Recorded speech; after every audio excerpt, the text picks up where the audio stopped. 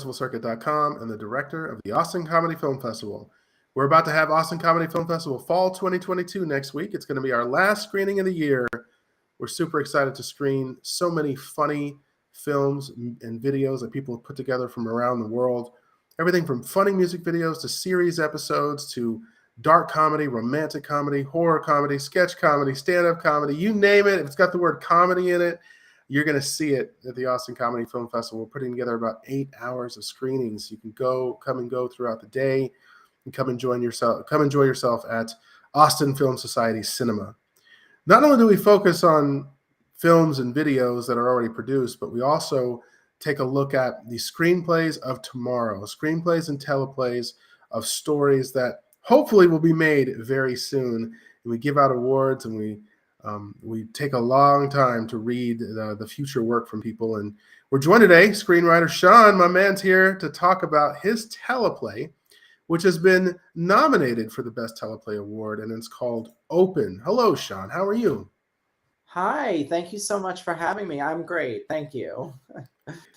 Well, it's good to have you. You're a talented writer, and you tell some great stories that really seem to come from the heart. And the judges just enjoyed it, cracking up, just talking about your screenplay.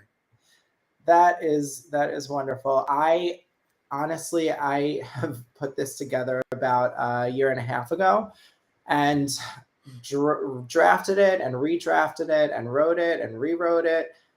So I was really excited to send the version that I sent over to you guys, and I'm really, really happy you enjoyed it.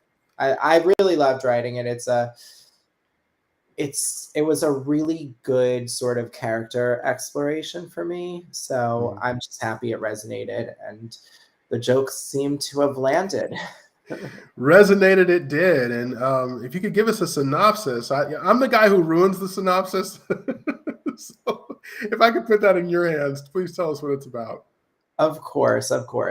So the story is about two boyfriends in their early 30s living in New York City, Jason and Liam.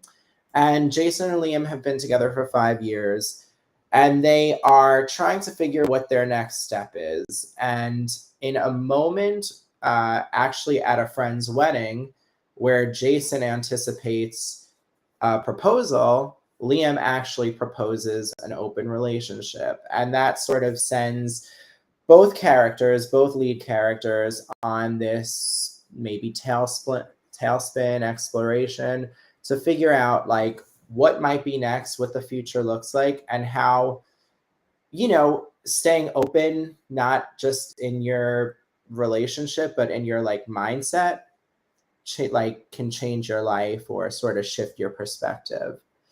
So it's all about, at least the series is about two men exploring an open relationship. The pilot is really about whether or not they're going to do it and how they might feel about it. And there's a twist at the end that I love that I'm not going to give away. See, that's why you do this and not me. Well, you set the stage nicely, but it sounds like it comes from kind of a personal place, or at least maybe an experience that you drew upon from people you know. What's the connection? What was the inspiration to say, I'm going to spend my time, effort, and energy writing this? Yeah, the effort and energy came in from a lot of sort of self-reflection and self-assessment. I grew up very much a hopeless romantic, and I had very specific ideas of how my love life would look and should look. And just none of them ever came true the way I imagined them to be. Other things happened. Some were equally or maybe even more exciting, but it never sort of panned out the way like I imagined in my mind. Nothing did. So I was very curious about what this idea of like staying open in your mindset and open to new experience looks like.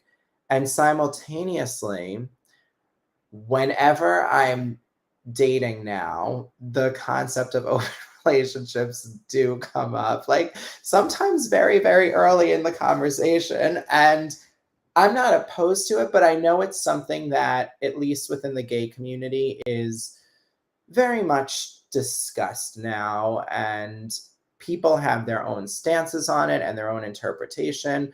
So I wanted to write something that reflects this sort of bigger conversation while also keeping this kind of like existential spiritual aspect of like just not locking yourself into one specific trajectory, whether it's in your relationship or in your life. So I wanted to sort of merge all of that into this story. And, each of these characters, I would say, are inspired by people or personalities I either know or have come across.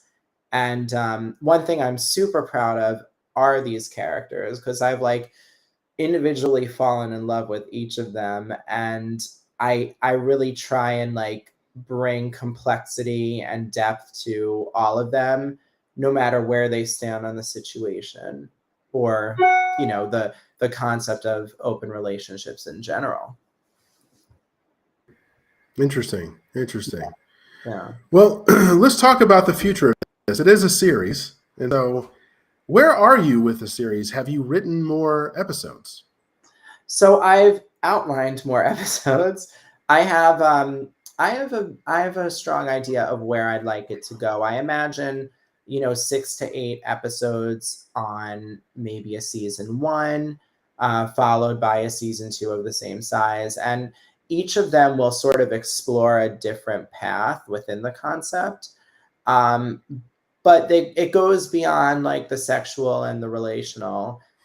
It will explore openness on a personal level to, bigger sort of human concepts like, maybe forgiveness. There's an episode that I've been toying with that's all about, forgiveness and reflection and reconnection. And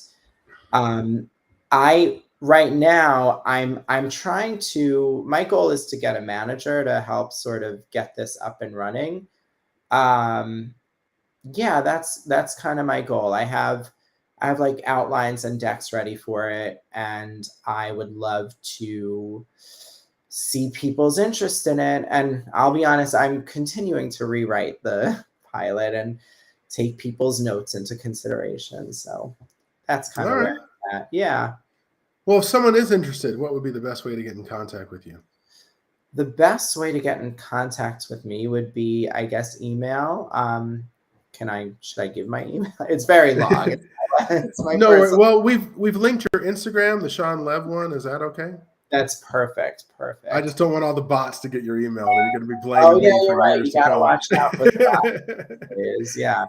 Yeah. They can just slide into my DMs if they're interested, and we can jump on a Zoom or meet for lunch or coffee somewhere. There you go. Yeah. Awesome. Well, is there any other projects that you're working on aside maybe your writing or any other history things you're working on? Yeah, I have another one that it's kind of funny. I wrote a script a couple of years ago that was very cathartic.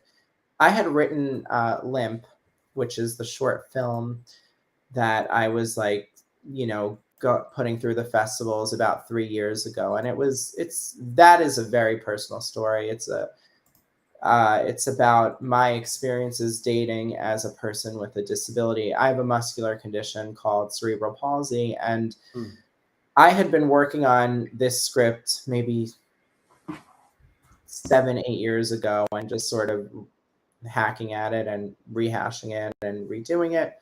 And by the time I had gotten it into a decent place, I had found out that something just like it was in development, which was very shocking to me. So I wrote a script sort of about what that experience is like. It's called Minor Adjustments. And I've been submitting it as well to different festivals and trying to shop it out, seeing what people think. And then, yeah, I love to write. I have a short film idea that I'm putting together right now, and just hoping to connect with more people and get on more projects and hopefully get something of mine like properly up and running, because I'd love that again.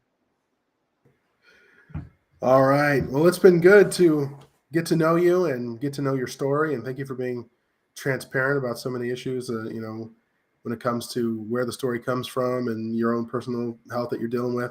Yeah. I think it's just to get a snapshot of you as a person, I think is amazing. And we wish you the best of luck. You're a very talented writer, and hopefully we'll see you get this series made at some point. I would love that. And thank you so much for your time today and for all of the great questions. No problem. Is there anything else you want to add before we go? No, I just want to thank all of the judges over at the Austin Comedy Film Festival. Thank you for reading everything. Thank you for taking the time. I hope I made you laugh. I hope I entertained you. And best of luck to everyone participating in the festival. Thank you. Thank you so Thank much. you so much. Have a good one.